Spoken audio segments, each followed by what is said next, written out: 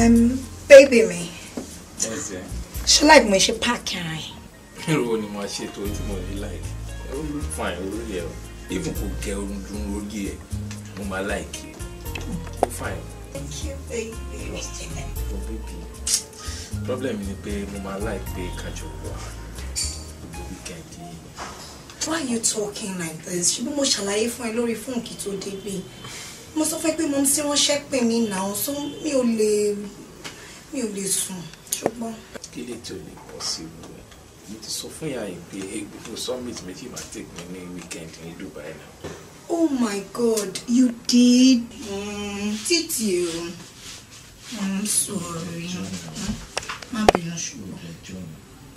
Baby, ma bínú, I'm sorry, okay? Mo pé o lè ṣe tó bá fẹ́ ṣe, you can only stay with me, you can come out. Oh, dẹ̀ jọ now. O ṣe baby. Why ti sọ pé mo ṣe torí mi ò ti ṣe nǹkan kan. But tí bá dúró, ṣé tí bí yẹn máa ga? Mo máa sọ di multiply by 3. Yee. Trust me. Are you serious? Why not? Mo ṣe fẹ́ ṣe ń sìn ní àbí. Mo ṣe fẹ́. Tún ti gbé ṣe ìdí.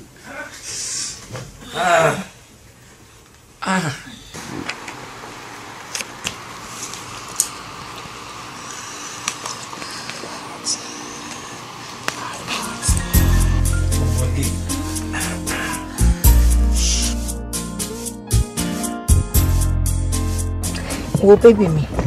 Tí kì bá ń ṣe ti ẹsẹ̀ tí ẹ mọ̀ mú tí mi fi rọ̀. Mi bá máa lọ. But ṣé kò ṣàpọ̀ṣà? In fact, the way my mom was sounding on the phone, not that pọ̀ gan o. I'm telling you.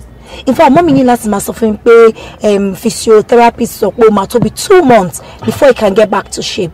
That's long. I'm telling you, má ṣe rí nìyẹn o, kó lọ ṣàánú wa, kó lọ má kó bá wa o. Àmín. Bá ṣá lọ má bá mi kí mọ́ mi. Wọ́n á gbọ́. Má bá mi kí wọn. So bọ́ ní kí n drop ẹ sí yẹn. Bus stop. So I can just go.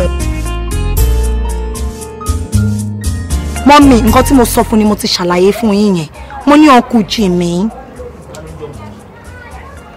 Mommy kò sí, àmọ́ nǹkan tí mo pè fún nìyẹn. Mo ní Uncle Jimmy. Mo dẹ̀ mọ̀ pé kò lè máa bèrè details lọ́wọ́ yín. Ẹ mọ̀ nǹkan tó ṣẹlẹ̀ mommy, máa pè yín padà later, Mommy ẹ jọ̀ọ́ nítorí Ọlọ́run, mo tiẹ̀ trust yín ná. Ẹ ga jù. Mama ẹ, máa pè yín later ṣe. Ó dà wá.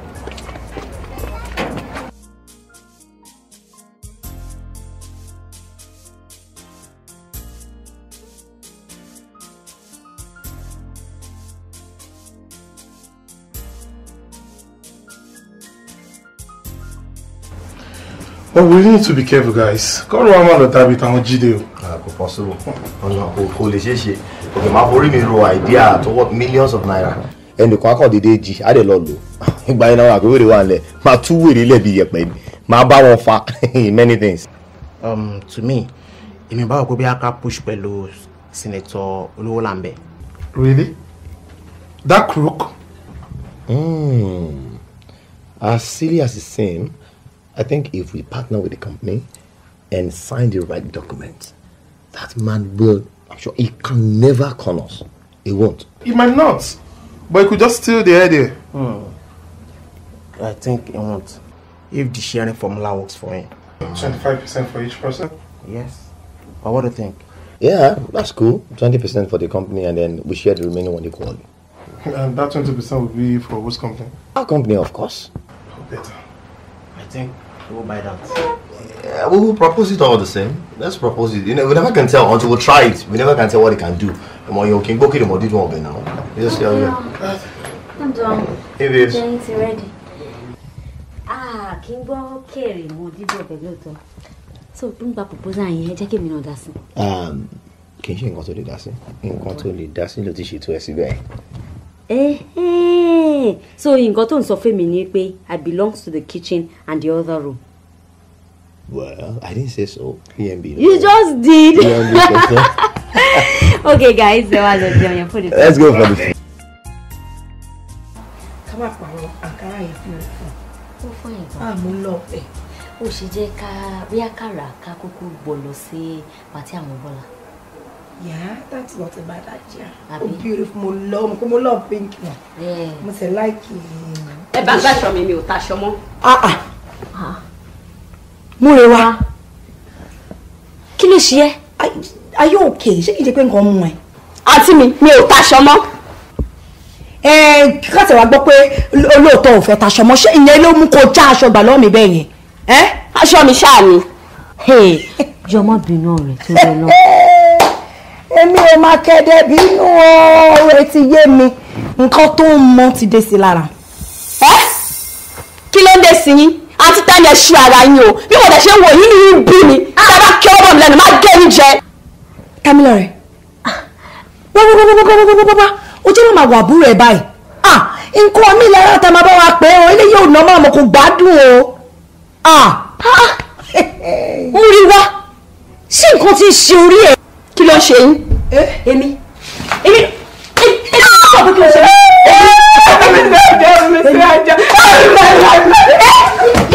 Ọjọ́ máa ṣe lẹ́lẹ́ṣẹ̀ kọ́ máa lọ́wọ́ ọ̀lú ẹ̀. Ó jẹ́ rárá.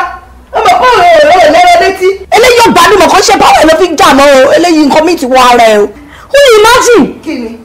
Ó lè bí pé Múrewá ti mu squishes àbí ó ti ṣàgbọ́n. A ó ṣe ń béèrè ni. Ó yẹ kó ti yí ẹ̀ náà. Ó mú ètò ju rọrùn lọ. Eléyìí ò gbádùn mọ́. Eléyìí kò gbádùn rárá. Kò gbádùn. Ibo ni mọ́mì wà? Mọ́mì! Múrewá ti yà wẹ̀rẹ̀ o. Can you just imagine? Èmi.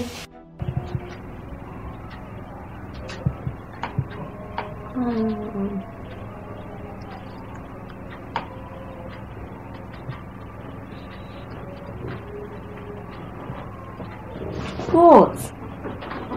Nothing. So why are you staring at me? Why? Really? This one that you're looking at me like an hungry man that is eyeing a bucket of chin-chin. What is it? Ọpẹ́ mi, àdáàdàtọ̀ mi. Lọ́wọ́ Elédùmarè, ẹlẹ́bùrú ìkẹ́. Tó fi tọkàntọkàn fún mi ní olólùfẹ́. Tó fi tọkàntọkàn fẹ́ mi. Ọmọ rẹ̀ tó ń dání lọ́rùn.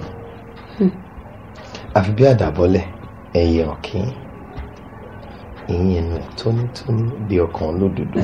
Ẹyin ijú ẹ̀gàn ṣe máa wọ̀. Your smile brightens the world. Really? Well, hold on. This is what sọ fún mi pé oníbàárà òbò lè bọ̀ tí ò dẹ̀ dọ́gbọ́n àti kẹrùn jẹ. Mi náà ní láti sọ fún ẹ pé ara ń ṣe mí gẹ́sìgẹ́sì. Lóòótọ́. Ó ṣe lọ́wọ́ bomi sára rẹ̀ kọ́ lọ́wọ́. No, kò lọ freshen up. Freshen up. No,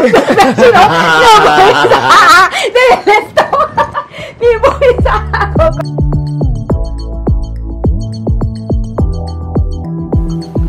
Tamilore, ó mú ẹ̀dùn ọmọ inú ẹ̀ ó gbé lórí òun yọ inú ẹ̀ ń dùn.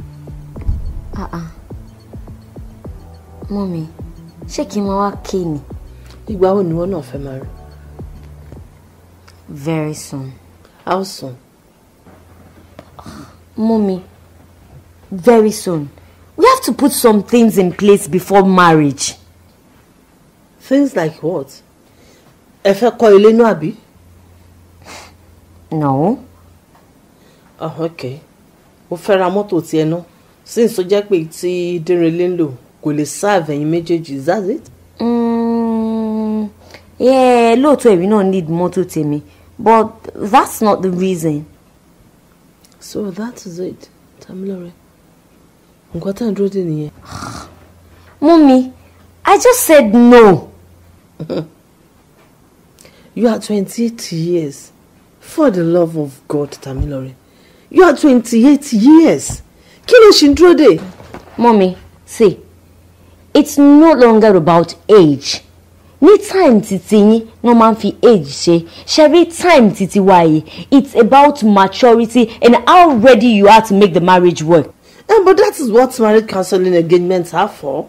But then, Mommy, marriage counseling doesn't cover everything. But it covers 75% of what you need in your marital journey. Mommy, you just can't understand. If you make me, then I will. Tamilore, I need to see my grandchildren. Okay, mommy. You will see your grandchildren at the right time. Tell Dere not wasting things up. Else, I will give you out to someone else. Is that right?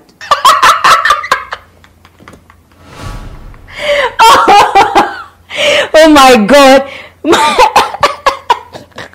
My mom just sounded like a clown. But seriously, that's the funniest thing I've heard in a long time.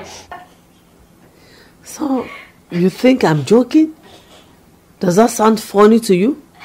You think I'm not serious? Oh, really? Okay. Okay, mommy, it's fine. Tamina, I don't give a damn. I said I need to see my grandchildren. It's time you give me my grandchildren. It's fine. But then, what? Mommy, why are you taking it P? It's okay. Listen, I need your name in Nule now. So, you can change for Africa. You just change right now like it's something very serious. I said I need to see my grandchildren. I just said you will. When? Okay.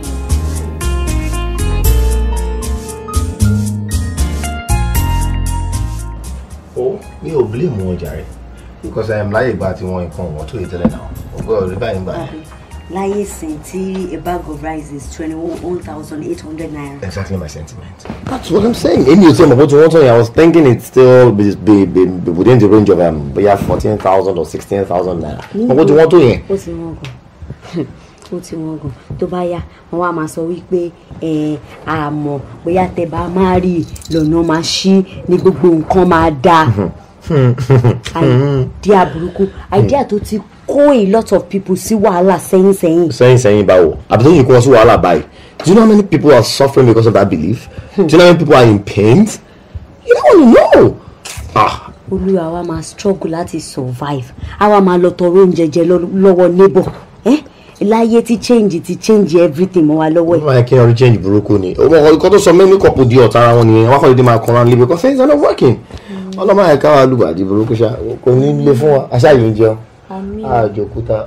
Àdẹ̀níjẹ. At the right time, èèyàn máa ṣe nǹkan tó right. Nǹkan fún ara ẹ máa ṣe right ní time.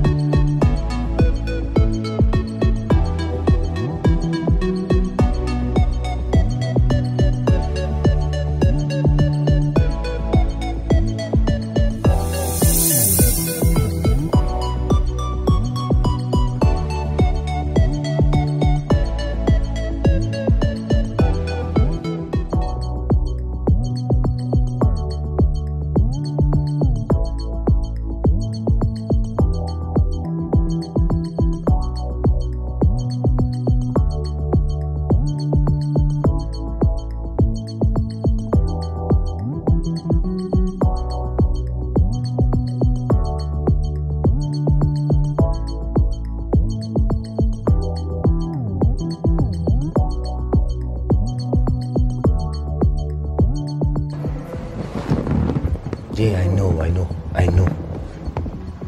Listen, huh? I really have to go now before she starts looking for me. Okay? I'm glad. Of course. Really?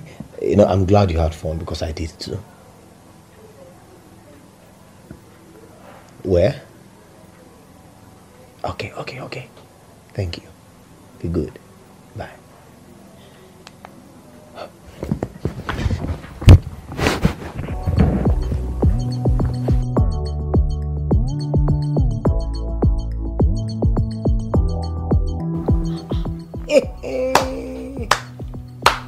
Ó ga o. Àwọn ọkùnrin mà níkà o. Ládùúrú gbogbo nǹkan tí mo ṣe láti fi tẹ́ bọ̀bọ̀ yẹn lọ́rùn. Ká má parọ́, in fact, they really disappoint me gan. And from what I heard last night, mo shock pa fẹ́ yẹn ti ń lọ for a long time. Èmi ni mi ò tètè fura. Kò ṣe nǹkan tó ń ṣe bẹ̀rẹ̀. Are you serious? Yes. I know what I'm saying.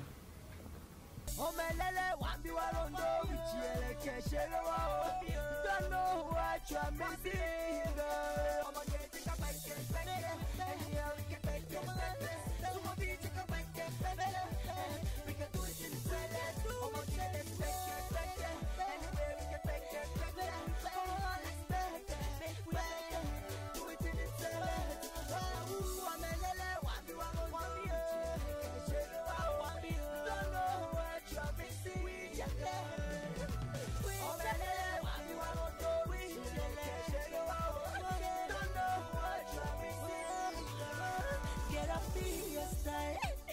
Let's go to find it.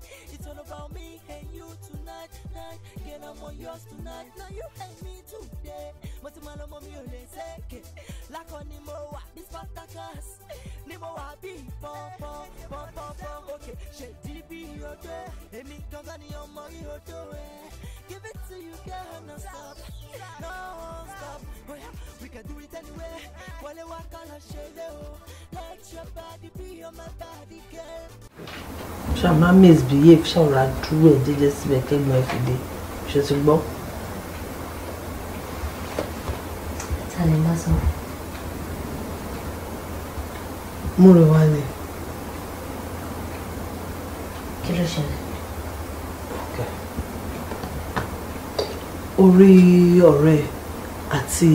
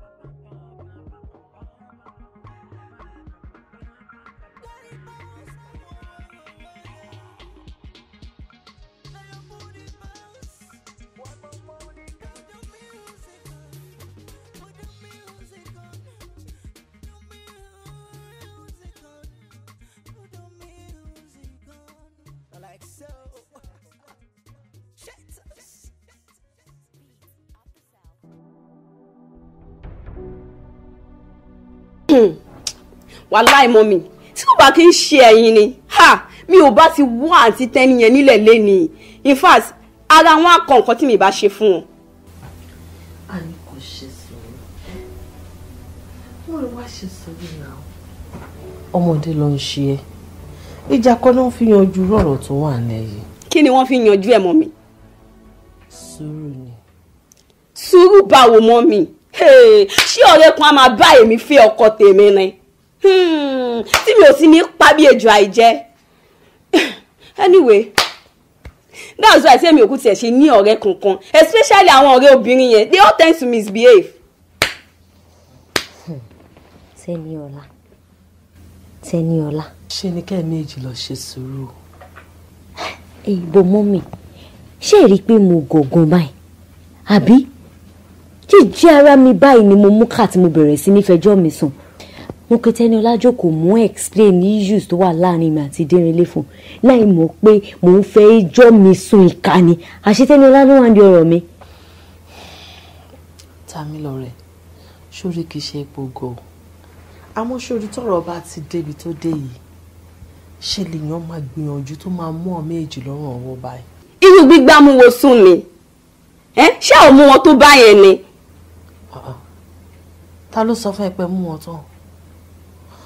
Àmì tọ́ọ̀ méjì bá ṣé torí pé o pàdé wọn ní bá ọ whatever, tọ́ọ̀ méjì bá sọ fún ẹ pé àwọn hangout ní nǹkan kí lè fẹ́ ṣe, kì í ṣàṣepẹ́ káwọn méjì mọ́ra wọn lórí. This is enough proof. Mo máa fa gòbé. No, mommy, no, I won't take that. Ọ̀rẹ́ mi á sọ pé òun hangout pẹ̀lú boyfriend mi without my consent? Oh no, okay. Never. All right. Tẹ́ bá decide àti lọ fa wàhálà ẹ̀ méjì. Tọ́ bá sọ wípé ṣe làwọn kàn accidentally jábàrà wọn kọ́. So what do you do? Màá fi fọ́tò hàn wọ́n. Fọ́tò wo? Ṣé ìtọ́jú ọmọ èjì wà níbà tó ń mu drinks tó ń dẹ̀ rẹ́rìn? It is enough. Says who? Mọ́mì, ẹ̀yin náà mọ̀ mi o. Màá ti fi egungun mi, màá ti fi bà wọ́n lẹ́yìn jẹ́. ICU General Hospital lẹ́sìn máa bá wa mẹ́tẹ̀ẹ̀ta. Ẹlẹ́dàá mi ò tiẹ̀ ní jẹ́. Ọlọ́run ò ní jẹ́ kí n rí rẹ̀. Mú kìlọ̀ fún ẹ o, Múrewá. Mi ìfẹ́ wà lára, ṣé méjì gbọ́ mi. And as far as this issue is concerned, I want both of you to stand down until I think it is right time. Let's take any step. And I mean stand down. Okay, Mommy. Ṣé ti gbọ́? Tẹ́níọlá. Múrewá. Mommy. Ṣùgbọ́n nǹkan tí mo sọ.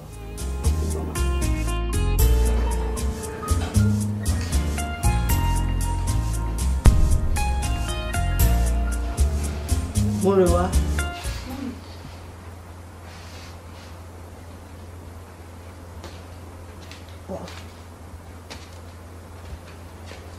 Múrewá.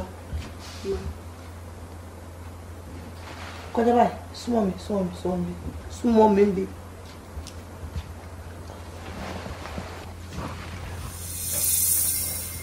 Múrewá, aṣọ ló wọ̀ yí àbákísà láàárọ̀ kùtùkùtù. Dóná, ṣé òun jáde lọ nínú ilé pẹ̀lú tó wà lọ́rùn ẹ̀yẹn ni? Mọ́mí náà. Múrewá, nǹkan tó fẹ́ wọ̀ jáde nínú ilé mi ní abẹ́ mi àbí? Kí nǹkan má tiẹ̀ lè jábọ́ lọ́wọ́ ẹ ní bus stop kò fẹ́ mu. Ṣáṣọ lélẹ̀ yí àbákísà. Mi mo wọ bomb shot sísàlẹ̀. Ó wọ bomb shot sísàlẹ̀ àbí? Ó dáa. Ṣé orí tó o bá ròyìn pé o kọjá ẹgbà? Ṣé orí eyín ẹnu mi yìí? Eyín yìí, èmi fúnra mi máa fi doríṣiríṣi pattern sí ẹ lára. What exactly is your problem, Múrewá? Nǹkan tó mú mi wọ́ nìyẹn náà. I see. Ohun tó wọ̀ ẹ̀wọ̀ nìyẹn. Dúró síbẹ̀ kó máa gbomi lẹ́nu. Ṣùgbọ́n kì í ṣe inú ilé ìlú tí máa wọ̀ yẹn jáde. Dúró síbẹ̀. Wá kọjá kí n máa wọ̀.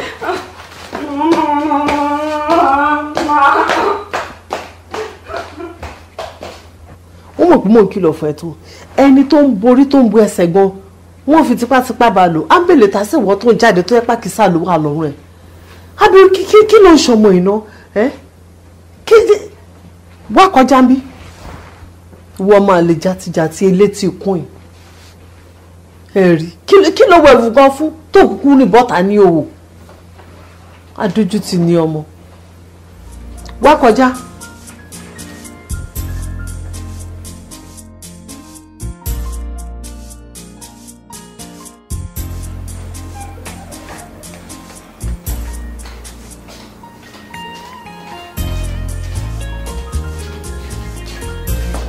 tó o bá lè jújù bẹ́ẹ̀ lọ kó o lè mú kó kàn mọ́ ìwọ náà wúra ń ṣe ṣé òòjọ́ ọmọlúwàbí báyìí oníwọ̀ kú o.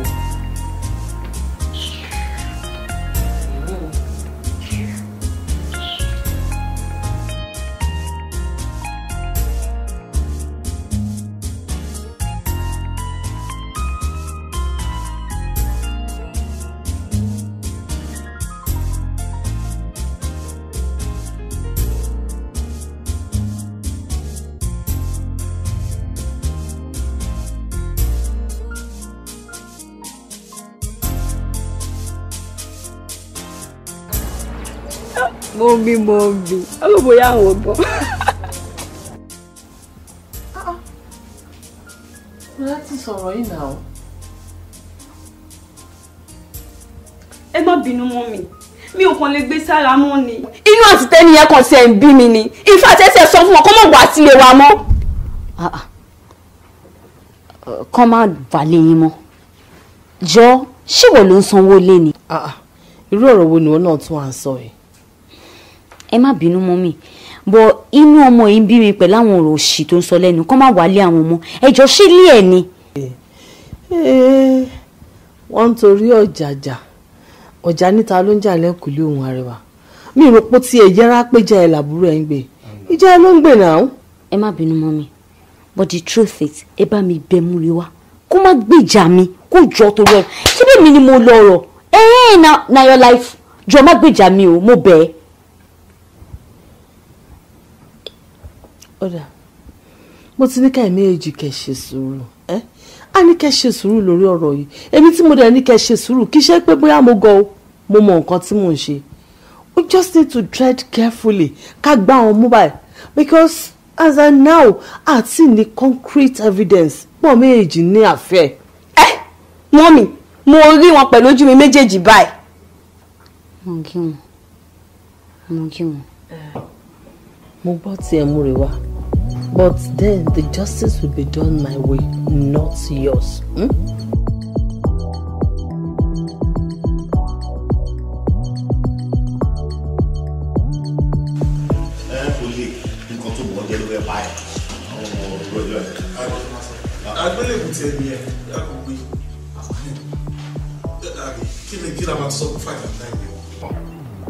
Owó ni o 45,000 naira. Ta ló ṣe wedding? Owó kíni? Ó ṣe. Ó ní wípé ọ̀rẹ́ òun fẹ́ ṣe burial. So owó tó fẹ́ fi ra aṣọ jẹ́ 45,000 naira. Lẹ́ni tí mi ò tí fẹ́ sílé. So tó bá ti wá wọlé mi sìn táwọn fúnra wọn bá wá ní party ṣe ní ilé wọn. Ṣùgbọ́n tó máa lọ tálé dádì wa nìyẹn kí n tó ṣe. Akọ̀ máa raṣọ bí 150 or 350. Gèlè a máa lọ bí 70k lọ́tọ̀. Bàtà àti báàgì wà ń bẹ̀ òtún ọ̀tí ìṣìmọ̀ fún ẹ̀wọ̀n. Ìmáàjì obìnrin. Guys, ẹ jọ̀ọ́, ẹ má jẹ́ ká fọ̀rọ̀ lẹ́sọ̀. Ẹ jọ̀ọ́, kí ni conclusion wa lórí venue tá fẹ́ lò? First point hotel la conclude sí náà. Tó bá jẹ́ first point náà la fẹ́ lò, I think that's better. But I want to believe pé gbogbo nǹkan ti wà in place. Tó bá jẹ́ wípé first point yẹn la mú. The only thing mi ní láti ṣe ni pé kí n kàn make call nínú ilé kó dẹ̀ gbọ́ venue tá fẹ́ lò. Akọ́dà bẹ́ẹ̀ ni kó wá bọ́ tèmi mọ́ bẹ́ẹ̀. Come man, ìwọ.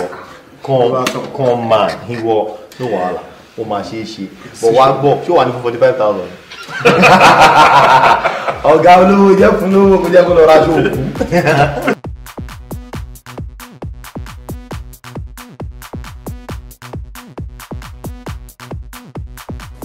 No, she can't hear me. Are we using the same room? Oh, that's so sweet of you. I can't wait to see you. I'm dying to see you. I'll be on my way shopping. I'll be on my way right now. Start coming. No problem. It's fine. All right. Babe.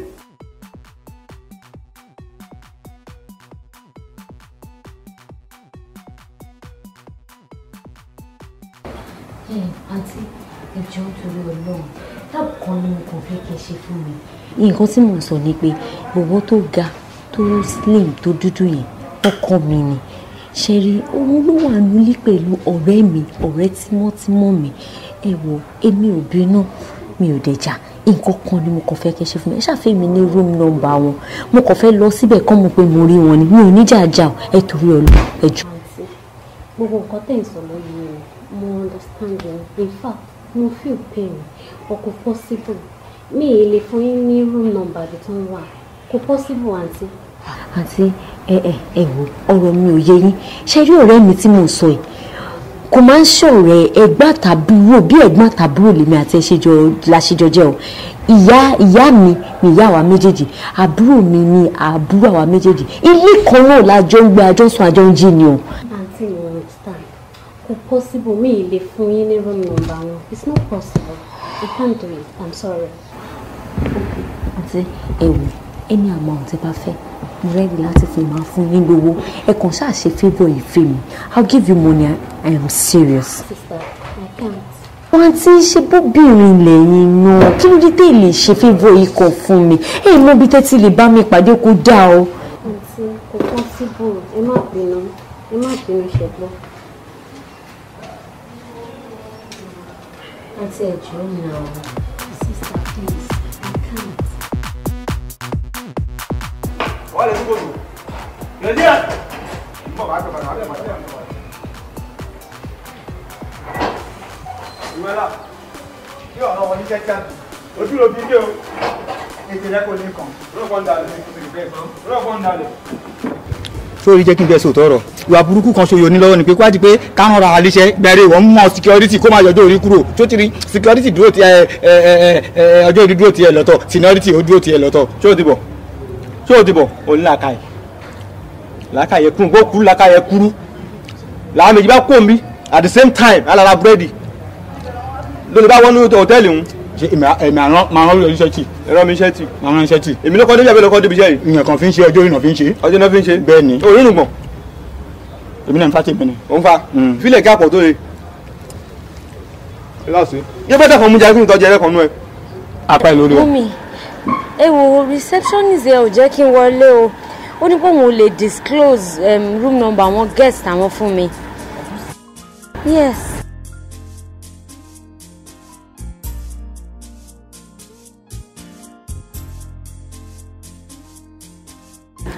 okay máa dúró.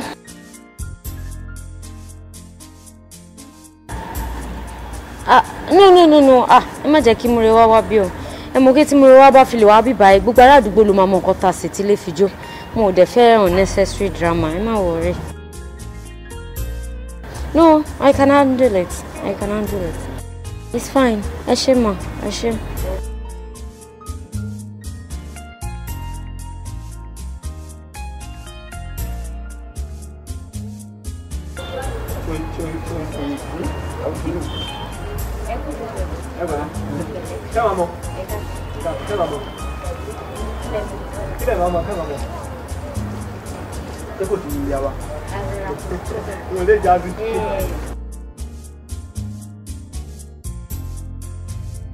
ẹ wo bí ṣé kò sí jáde. actually kò sí nǹkan kan mo kàn wò pé ṣé ẹjọ́ ṣé mo lè jókòó pẹ̀lú yín. sí ní kò lè ráàyè ṣe rí ẹ lè jókòó níbi àwa yìí o ẹ lè jókòó kí ẹ bá fẹ́ dúró déèyàn bí èèyàn retí ọkùnrin tàbí ọkùnrin retí rẹ̀ reception ló bá la jókòó sí ṣé àwa ìwà líbà yìí security rè àwa ní nǹkan ní gbọ́dọ̀ wà níbí ọ̀tọ̀ọ̀tọ̀ la ó léwu ọ̀tọ̀ọ̀tọ̀ ń pin ọ̀tọ̀ọ̀tọ̀ báyìí láàrún yẹn èyí ebi àwa bí ẹgbẹ́ àníjókòó rè. but really ó dẹ̀ máa pè yín tẹ́ bá jẹ́ kí n jókòó torí business mo mú wá fún yín o máa fún yín lówó in fact ẹ mọ̀ kan máa fún yín 10,000 naira. ẹbí ẹ̀ ń ṣe pé bóyá ọ̀rọ̀ yín ti wọ̀ mí létí o but ẹ tẹ̀ sí jókòó náà kí n gbọ́ wọn ẹ fẹ́ sọ ẹ jókòó. ẹgbẹ́ mo lè gbọ́ ẹnu méje ẹlú méje kí ṣẹlẹ̀ gangan ẹlú méje kí ṣẹlẹ̀.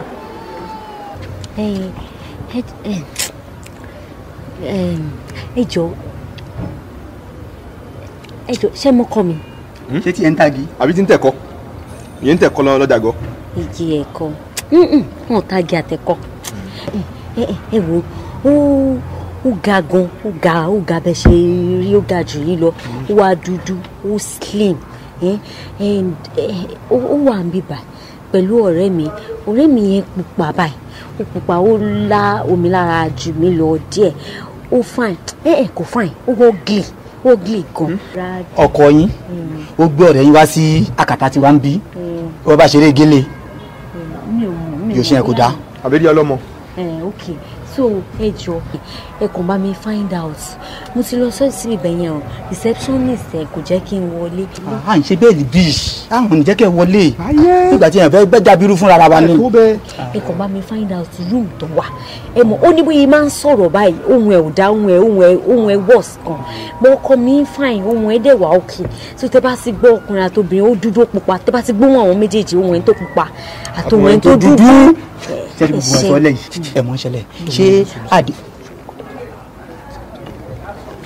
ṣe bí àdéhùn ti bí ẹ̀ ṣe wà níbẹ̀ 10,000 ẹgbẹ̀rún mẹ́rin. mo tún lè fún yín jù bẹ́ẹ̀ lọ. káàdéhùn bá ṣì wà níbẹ̀ ẹ fi ìkú lẹ̀ ṣé ẹ̀rọ kọ́ ọ̀yin báyìí ṣígún máa mú léyìn lọ́wọ́ alẹ́ wọn ṣígún máa mú léyìn lọ́wọ́. iṣẹ́ ìgúrú rẹ̀ ní kókó ẹ má bọ̀ láti bá mi mú léyìn lọ́wọ́ ọkọ mi ní irú nọ́mbà mi ti wà ókè. ẹ̀dá dọ́lọ́hún wọn ọlọ́run lè ṣe owó ọlọ́run kì í ṣàṣetì ìyẹn ìjókòó màlágbá information ẹ̀ wà. ẹ wà pẹ̀lú mi bàbá kíbi kọ́mìnì mi bí ẹ wá rí. yín ní ìtẹ̀lé wọn lọ. irọ́ méje gbọ́dọ̀ kó ń bí torí ìdágìrì ẹsẹ̀ yé wọ́n láyà pẹ̀lú wa kò ní dáa gbẹ̀rún mẹ́wàá pọ̀ owó oṣù àwọn nǹkan rẹ ẹ pẹ̀lẹ́ ẹ pẹ̀lẹ́. bó èmi wò pé ká ní pẹ́yìn náà tẹ̀lé wọn lọ.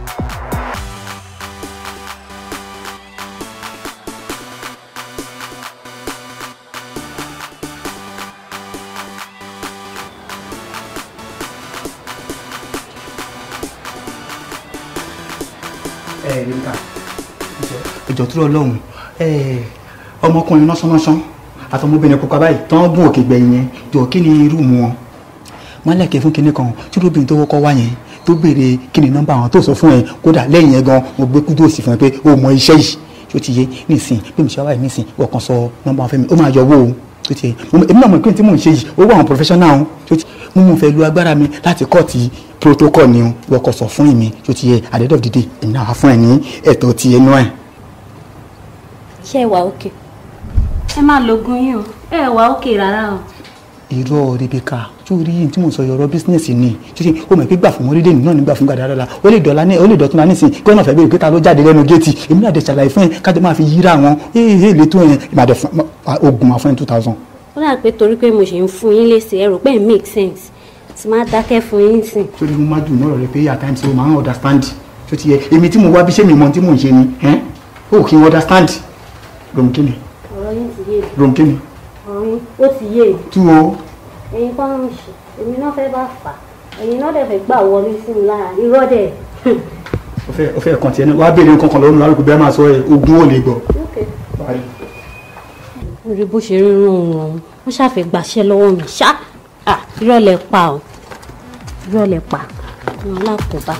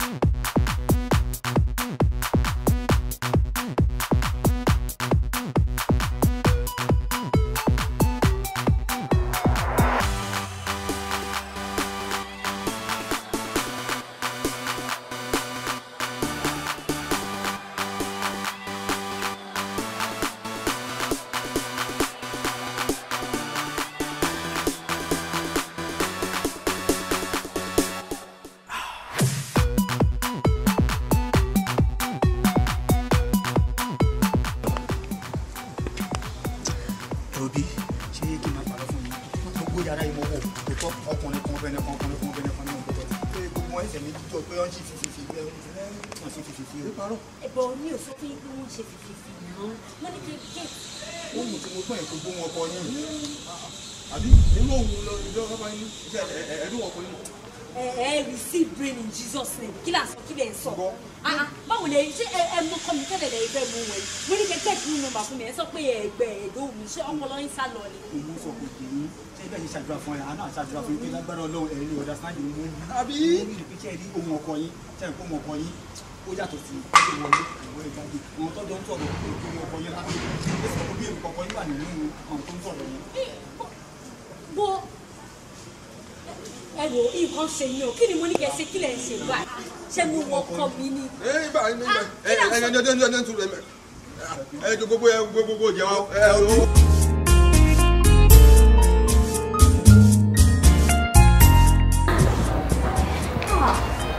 àǹtí ẹ ṣe wà níbí báyìí náà ni. mo wà ń bí.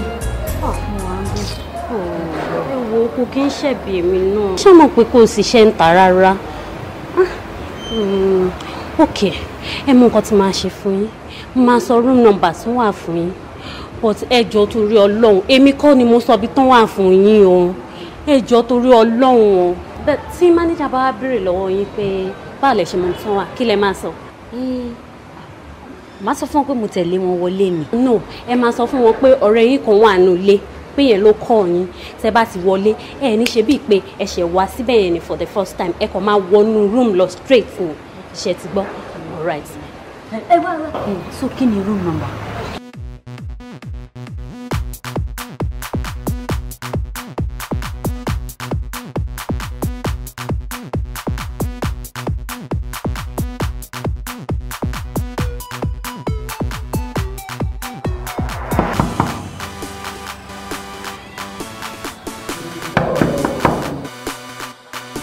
Who is that? Room service. Come in, the door is open. So, you... What's happening here?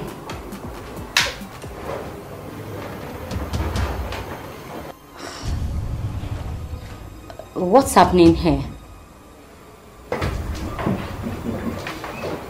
Murewa. Seniola. Ọjọ́ máa ṣe ní ẹlẹ́sìn kan máa lọ́wọ́ òlú ẹ̀ ó jẹ́ rárá ọmọ kó o lẹ́rọ létí. Eléyìí ò gbádùn mọ̀ kó ṣe báwo ẹ̀ ló fi ń jà mọ́ o eléyìí nǹkan míì ti wọ ara ẹ̀ o. Ó ní imagine. Kí ni? Ó dàbí pé Murewa ti mu squishes àbí ó ti ṣàgbọ́n. A ó ṣe ń béèrè ni ó yẹ kó ti yí ẹ̀ náà ó mú ètò ju rọ́ọ̀mù lọ eléyìí ò gbádùn mọ́. Eléyìí kò gbádùn rárá. Kò gbádùn. Ibo ni mọ́mì wà? Mọ́mì! Murewa ti yà wẹ̀rẹ̀ o. Can you just imagine? Èmi ni Murewa ń bá sọ̀rọ̀ bẹ́ẹ̀. Ṣọ́ra rẹ̀ lọ mú wa. O deserve award. Chop náà kù. Agbànulẹ̀. But of course, I'm part of this. Ṣé ká máa pààrọ̀? Eré orí ìtàgé ló yẹ kí Murewa lọ máa ṣe.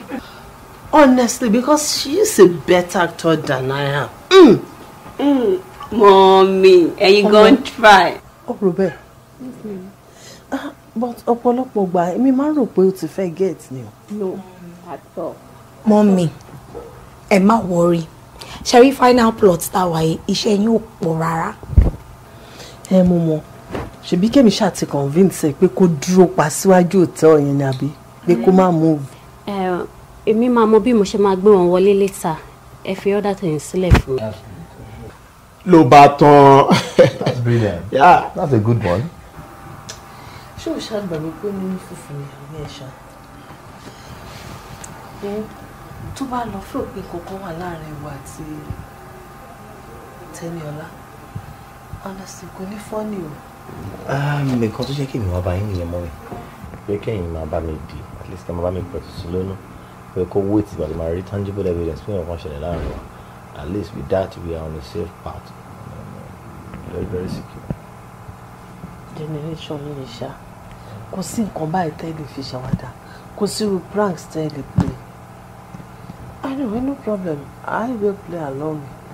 Àmọ́ mo fọlọ́n bẹ̀ má jẹ́ kí eré má jẹ́ kó lọ di òótọ́ láàrin wọ̀ pẹ̀lú tẹ́ni o. Rárá, Ọlọ́run má jẹ́. Ìyẹn ò possible. Something that can never happen. Mi yé mi. Ṣorí Sátánì tó wo èèyàn lórí burúkú ni. And little opportunity báyìí ló máa ń wá. Tó máa fẹ́ make use of láti fi bà nǹkan tó bá dùn tó dára jẹ́. Mọ̀mí láti bọ́dà ìkọsẹ̀. Èmi àti Tẹ́lágbọ̀n lè ṣe sílẹ̀ bẹ́ẹ̀. There won't be room for any closeness or any. That can never come to play. It's impossible. I want to go to at stake. Never. Rest mind you, there's nothing of such will come up. Possible. Ọ̀dà kò burú mo ti gbọ́.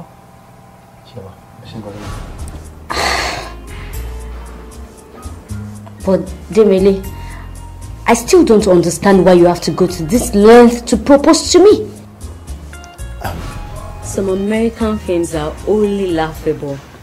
What just happened is impossible. Tammy, I totally agree with you that some of the films can be very laughable, but what happened is very possible. No, it's not. Babe, it is. I agree with Derele and Tenny. Tamilore. Why? Well, I also don't believe it's real. Like, seriously. Oh, wait, let me answer. No, let me answer Teniola. See, Teniola, it's not possible because the guy is a psychologist. I am a psychologist. At a certain level in psychology, your cognition gets a high boost. You can tell things easily. That was a perfect plot. So possible. Possible, say. Possible, see. I'm talking because I'm a psychologist, okay? As a psychologist, are you telling me that people will be planning to surprise me, including my mom, Murewa, and my heightened sixth sense will not be able to hint me? No way. No, Tamilore. I'm not going to agree with you on this one. You see, science is confused. There's nothing like sixth sense. For real, I don't believe that. Emeka, with your level of education, you just surprised me. Not everything taught in school are right. This is it. I have it and it's working for me. Nothing can come to me as a shocker. As long as the people planning it are around me, I can look into their eyes and I can tell things. Do you know what, babe? I'm not gonna argue with you for only gifting. That I know, but Shori, in this situation, as a movie Tashe, I'm sorry to tell you, very possible. Very possible. Teniola, how possible say that guy na psychology? Teniola, see, psychology is the study of human behavior and mind, embracing all aspects of conscious and unconscious experience as well as thoughts. He will have some clue no matter what. You think? I'm sure, babe. Why do you think they say we explore behavior and mental processes, including perception, cognition, intelligence, emotions, phenomenology, and so on? Well, I want to look for a way to surprise Tamilore, and I want to get her mom and her sister involved. Why? Oh, is it because of what she said the other day we watched that movie? I have always trusted your intelligence. Smart of you. Capital yes. But Tamilore, is a smart girl. I know. That's why I'm thinking of using something very emotional. I mean, something too emotional for her to detect. And what could that be?